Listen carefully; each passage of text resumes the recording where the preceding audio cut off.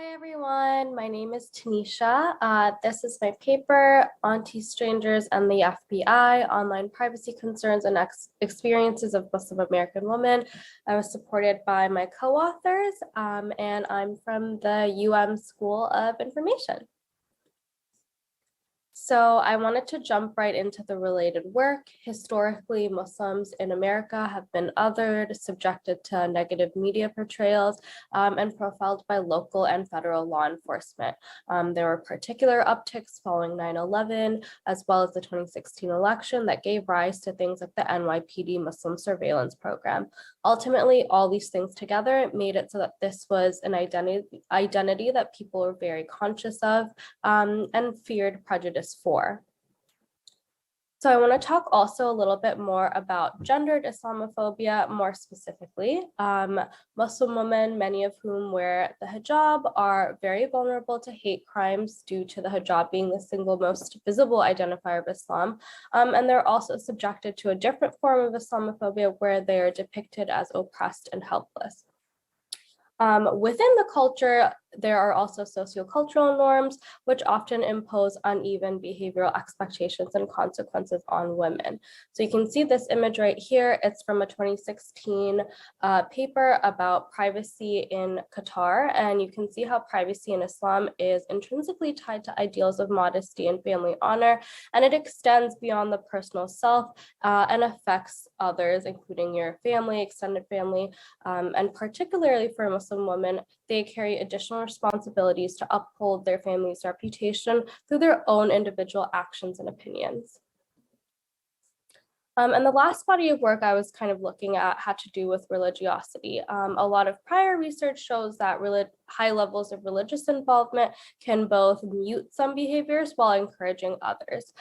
In general, though, different instruments and surveys that are used to measure levels of religious involvement tend to find that people of color and women score higher on them than men or people of ethnic majorities, which I found really interesting for the case of Muslim American women. And I was really curious about how levels of religiosity might influence privacy behaviors and attitudes. So with all those things in mind, I decided to lead an interview study using a semi-structured interview protocol. This is a relatively understudied population.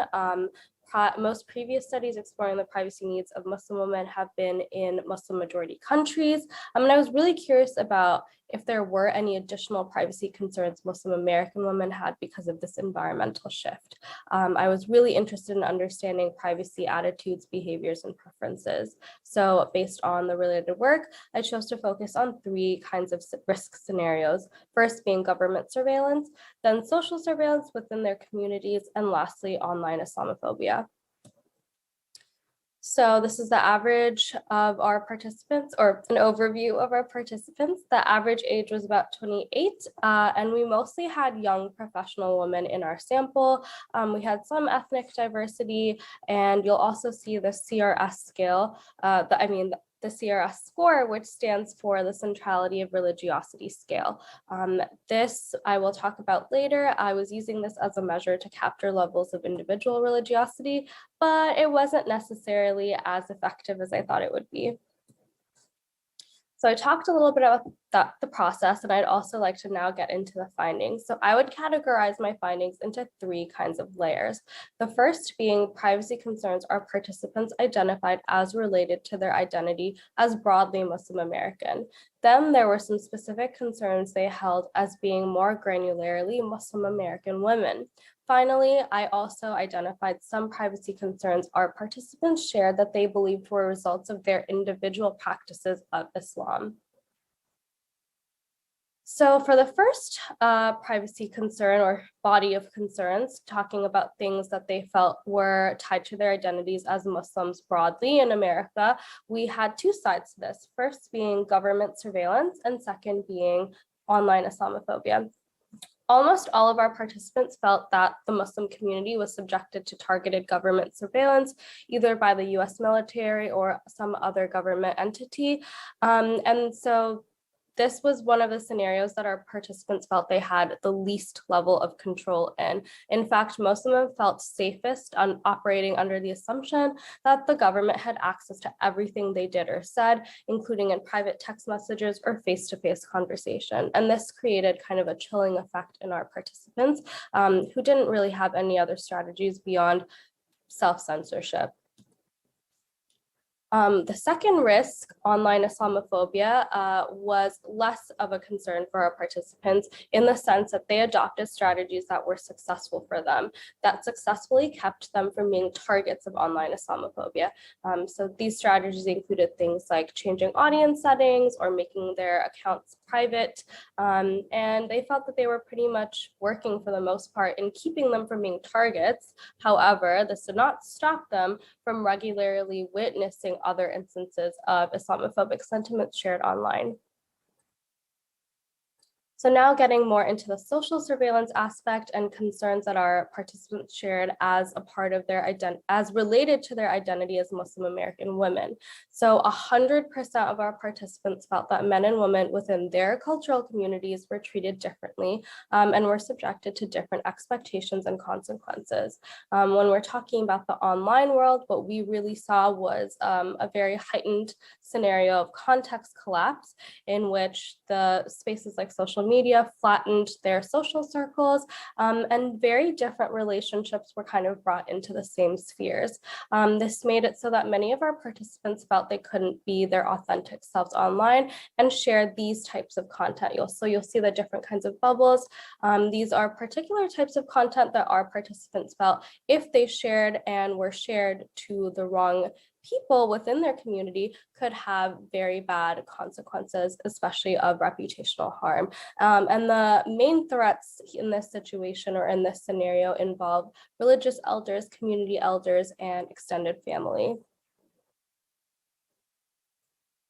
Okay, and finally, I'll talk more about concerns our participants shared that were tied to their individual beliefs and practices of Islam.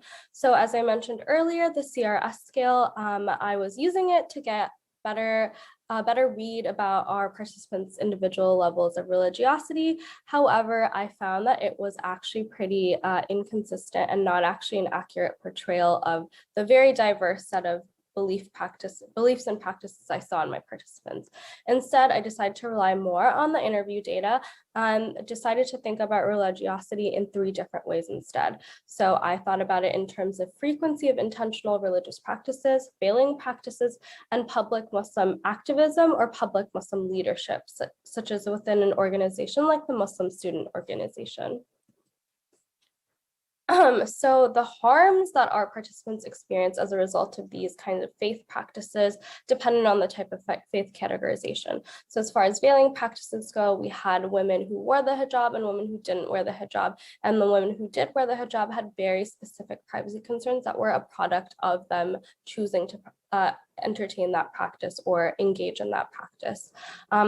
For example, women who wore the hijab still wanted to share and selfies of themselves with their hair out to other women, but they had a lot of concerns about how secure photo sharing services were actually.